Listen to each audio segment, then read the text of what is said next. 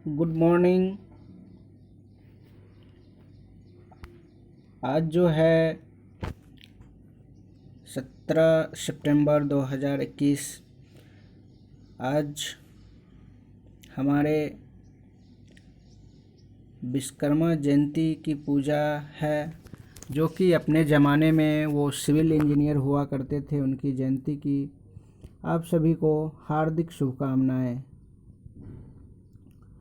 तो आज जो है topic craft instructor training scheme,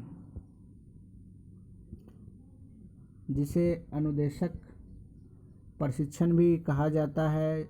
कल की क्लास में हम लोग ने अप्रेंटिसशिप के बारे में पढ़ा था, उसके बारे में कुछ जानकारियाँ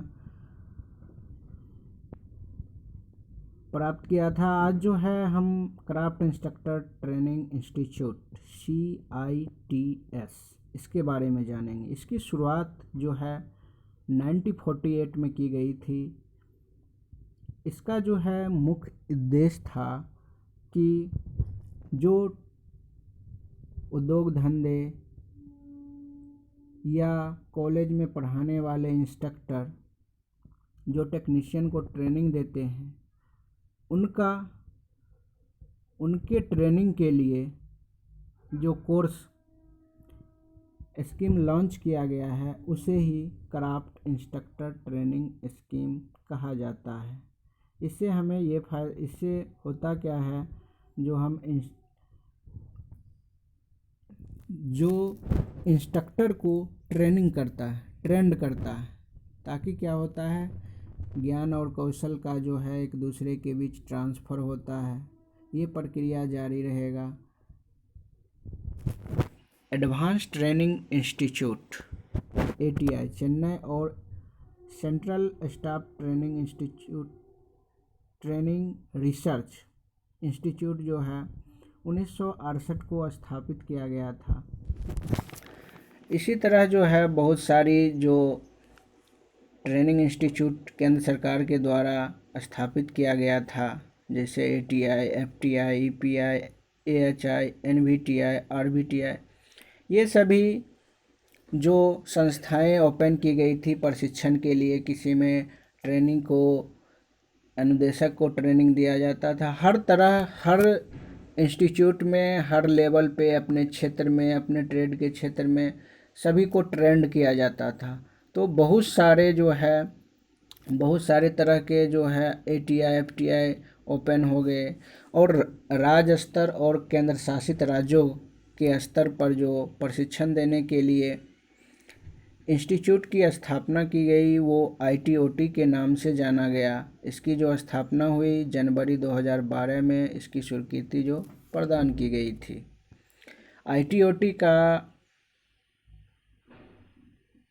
जो फुल फॉर्म होता है institute for training of trainers, यानी ट्रेनर्स को ट्रेनिंग देने के लिए जो इंस्टीट्यूट ओपन किया गया, उसे ही ITOT कहा जाता है।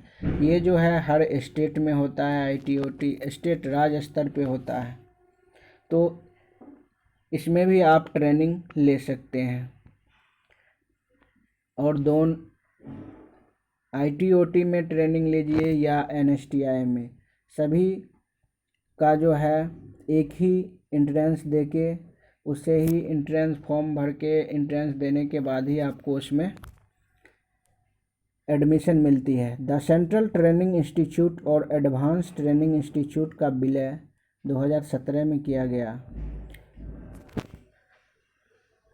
ATI, FTI, EPI, NVTI, ये सभी संस्थाएं जो थी, ये अपने अपने लेवल पर अनुदेशक को ट्रेन करती थी। और इसमें एक भ्रम सा या एक तरह का कन्फ्यूजन हो गया था कि ये सभी अलग अलग, इनके लिए जो सामग्री होगा वो अलग अलग लाना पड़े, और सभी में कन्फ्यूजन हो गया कि किस में ट्रेनिंग ले। तो सभी का जो है इन ट्रेनिंग का, इसका जो नाम बदल के NSTI कर दिया गया।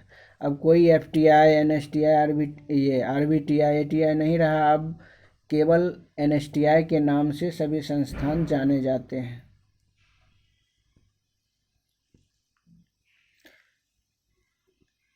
उसके बाद अब जो है next national skill development agency.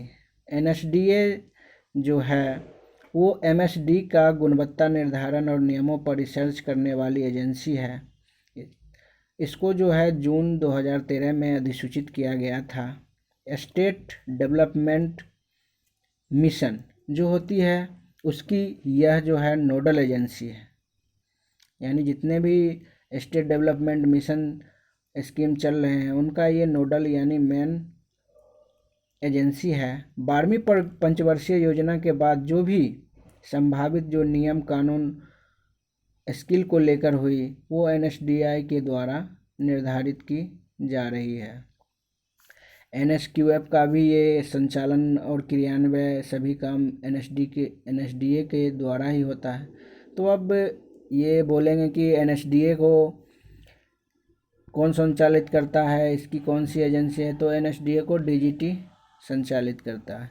अब है स्किल टारगेट को पूरा करने के लिए जो भी स्टेप लेना होता है और जो नियम बनाना होता है सभी जो है एनएसडीए के द्वारा ही होता है।